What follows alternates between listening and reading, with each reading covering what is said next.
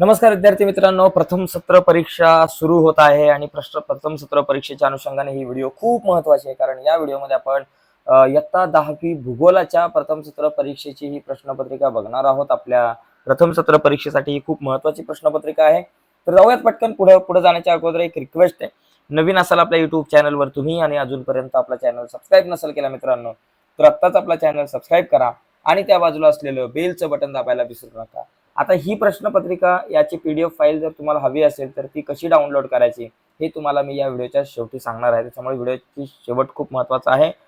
कारण भूगोलासोबत इतर सर्व विषयांच्या प्रश्नपत्रिकांच्या PDF कशा डाउनलोड करायच्या हे आपण या व्हिडिओच्या शेवटी बघूयात. तर बघा, या ठिकाणी पहिला जो प्रश्न असतो आपल्याला हा अचूक पर्याय निवडण्याचा असतो. याच्यामध्ये तुम्हाला एक प्रश्न असतो आणि त्याचे 4 ऑप्शन, असे 4 प्रश्न आपल्याला असतात. जसं की पहिला जो प्रश्न या ठिकाणी आपल्याला दिसतोय की ॲमेझॉन नदी, ॲमेझॉन ही जगातील एक मोठी नदी आहे. या नदीच्या मुखालगत त्रिभुज प्रदेश आहे, विस्तीर्ण खाड्या आहेत, त्रिभुज प्रदेश नाही, मासेमारी व्यवसाय केला जातो. तर इथं त्रिभुज प्रदेश नाही असं उत्तर येईल. भारतामध्ये जर गंगा नदीच्या बाबतीत विचार केला तर गंगा नदीचा त्रिभुज प्रदेश आहे, परंतु ॲमेझॉन नदीच्या बाबतीमध्ये जर आपण विचार केला तर ॲमेझॉन नदीच्या खोऱ्यामध्ये त्रिभुज प्रदेश आढळत नाही. दुसरा प्रश्न या ठिकाणी आपल्याला विचारला गेला होता, भारताचे हवामान टिंब प्रकारात मोडते. मान्सून, शीतकटिबंधीय, उष्णकटिबंधीय, समशीतोष्ण. तर याचं उत्तर मान्सून. आपल्याकडं मान्सूनचा पाऊस पडतो, जो पाऊस जून, जुलै, ऑगस्ट, सप्टेंबर असा 4 महिने हा मान्सूनचा पाऊस पडतो. ओके, हे आपल्याला माहिती आहे. त्याच्यानंतर तिसरा प्रश्न आहे, पेंटनाल या दलदलीच्या प्रदेशात टिंब आढळतात. तर पिन्हाना, महाकाय, अँडाकोंडा, मकाव का हिमबिबट्या. तर महाकाय ॲनाकोंडा आढळतो हे आपल्या सगळ्यांना माहिती आहे. भारतातला सुमारे टिंब किलोमीटरचा सागरी किनारा लाभलेला आहे. तर 7,100 किंवा 7,400, 7,700 का 7,500. तर 7,500 किलोमीटरचा सागरी किनारा भारताला लाभलेला आहे. ही गोष्ट महत्त्वाची आहे. तर हा पहिला प्रश्न खूप सोपा असतो. तुम्ही जरा काही जुन्या प्रश्नपत्रिका बघितल्या तर तुमच्या लक्षात येईल. याच्यानंतर प्रश्न क्रमांक दुसरा जो आहे ना, त्याच्यामध्ये वेगळा घटक ओळखा हा प्रश्न आहे. तर इथे बघा, क्षेत्र भेटीसाठी आवश्यक साहित्य, नोंदवही, कॅमेरा, नकाशा, सूक्ष्मदर्शकाची आवश्यकता क्षेत्र भेटीसाठी नाहीये.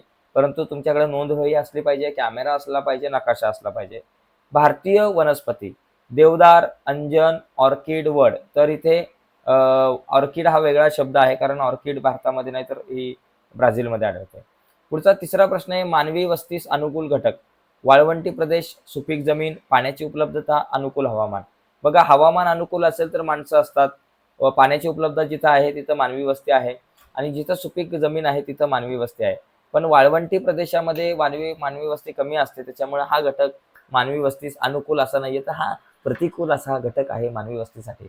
पुढचा, ब्राझीलमधील नगदी पिके, कॉफी, सोयाबीन आणि रबर हे ब्राझीलमध्ये नगदी पिके आहे. कॉफी उत्पादनाच्या बाबतीत हा मोठा देश आहे, परंतु मका हा भारतामध्ये आहे. पुढचा मुद्दा बघा, तिसरा प्रश्न चुक्की बरोबर ते सांगायचं आहे, 4 मार्काला आहे प्रश्न. तर ब्राझीलमध्ये सर्वाधिक वनस्पतींच्या प्रजाती, ब्राझीलमध्ये जगातील सर्वाधिक वनस्पतीच्या प्रजाती नाहीत. तर चूक, कारण खूप साऱ्या प्रजाती ब्राझीलमध्ये आहेत.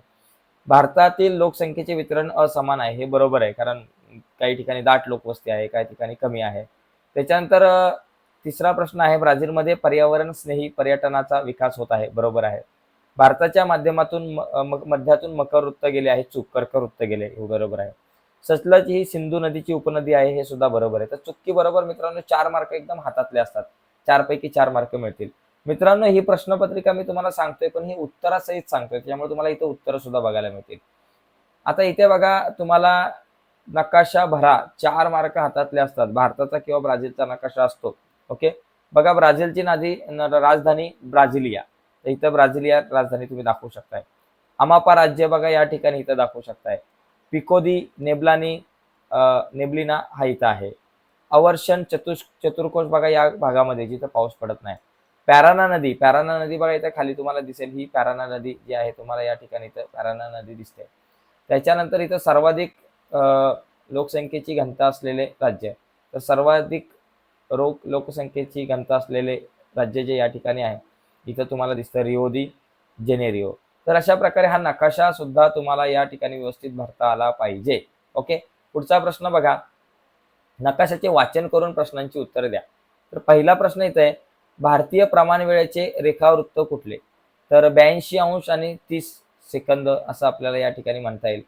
बघा, प्रमाण वेळेचे रेखावृत्त जर तुम्ही या ठिकाणी भारताचे बघितले तर इथे तुम्हाला दिसेल, इथे आहे बघा, इथे दिलेलं आहे 82°30. तर हे प्रमाण वेळेचे रेखावृत्त आहे. ठीक आहे. त्याच्यानंतर पुढचा मुद्दा, भारताचे अति दक्षिणेकडील टोक, हे इंदिरा पॉइंट आहे. अति दक्षिणेकडील टोक बघा, इथं खाली अति दक्षिणेकडील टोक म्हणजे खाली इंदिरा पॉइंट.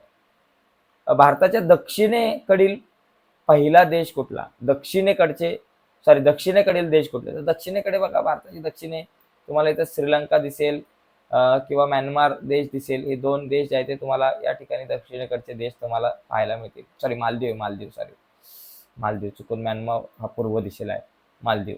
तर हे दोन देश आहेत. त्याच्यानंतर भारताच्या मध्यातून कोणते अक्षरवृत्त जाते? तर कर्कवृत्त जाते.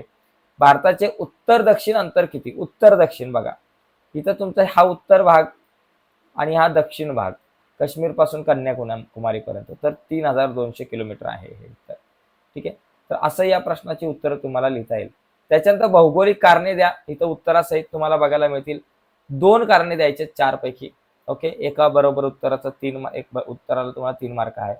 बघा, ब्राझीलच्या वर्षावनांना जगाची फुफ्फुसे म्हणतात. याचे 3 मुद्दे बघा. पहिला, ब्राझील देशातील उत्तरेकडील अॅमेझॉन नदीच्या खोऱ्याच्या प्रदेशात घनदाट सदाहरित वर्षावने आहेत. या वर्षावनातील वनस्पती मोठ्या प्रमाणावर वातावरणातील कार्बन डायऑक्साईडचे शोषण करतात व वातावरणात मोठ्या प्रमाणात ऑक्सिजनचे म्हणजे प्राणवायूचे उत्सर्जन करतात. या वर्षावनांमुळे कार्बन डायऑक्साईडचे प्रमाण कमी होण्यास मदत होते, म्हणून या वनांना जगाची फुफ्फुसे असे म्हणतात. कारण यामुळे कार्बन डायऑक्साईडचं प्रमाण खूप कमी होतं आणि ऑक्सिजनचं प्रमाण वाढतं.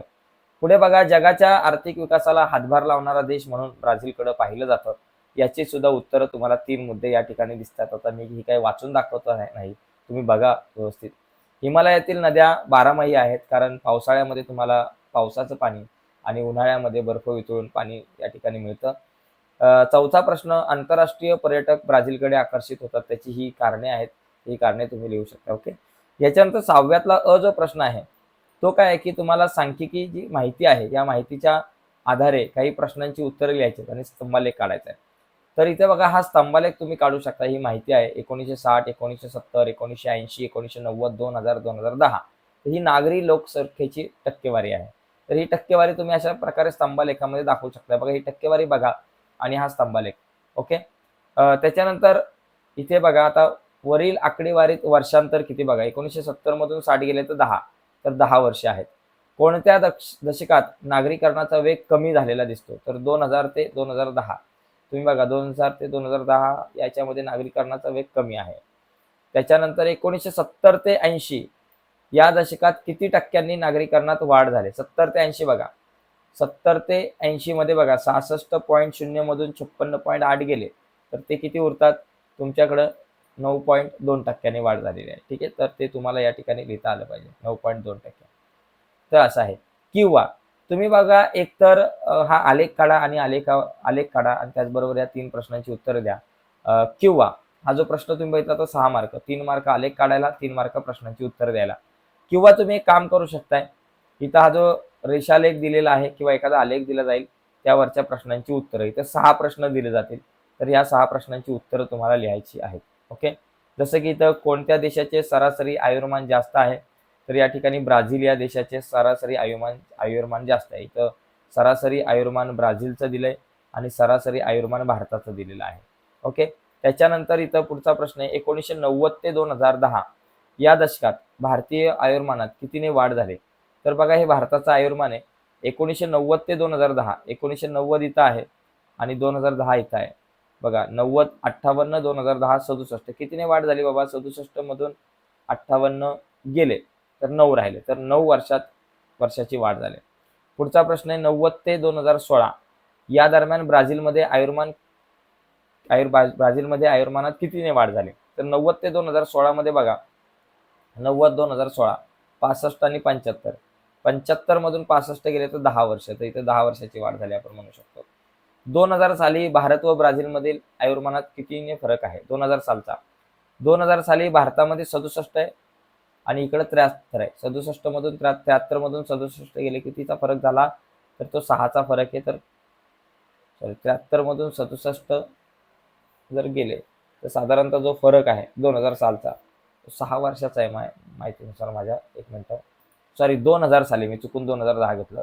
70 आणि 63, 70 मधून 63 गेले तर या ठिकाणी आपल्याला दिसेल 7 वर्षाचा फरक आहे. कोणत्या देशात वृद्धांचे प्रमाण जास्त आहे? तर ब्राझील देशामध्ये. आणि 1980 मधील भारतातील सरासरी आयुर्मान हे ब्राझीलच्या कोणत्या वर्षाचे होते?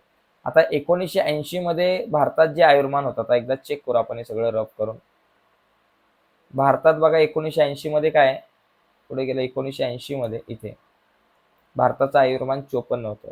ते ब्राझीलमध्ये बघा 1960 मध्ये होतं 54. तर इथे 1960 उत्तर येईल. तर अशा प्रकारे या प्रश्नांची उत्तरे तुम्ही लिहू शकता. याच्यानंतरचा प्रश्न आहे 7वा प्रश्न, सविस्तर उत्तरे लिहा. त्याच्यामध्ये क्षेत्रभेट म्हणजे काय आणि क्षेत्रभेटीत तुम्ही कोणते साहित्य बरोबर घ्याल, या प्रश्नाचं उत्तर पण तुम्हाला दिसते, हे सुद्धा तुम्ही वाचू शकताय. पुढचा प्रश्न आहे भारताच्या हवामानातील हिंदी महासागर व हिमालयाचे महत्त्व सांगा, हा प्रश्न आहे.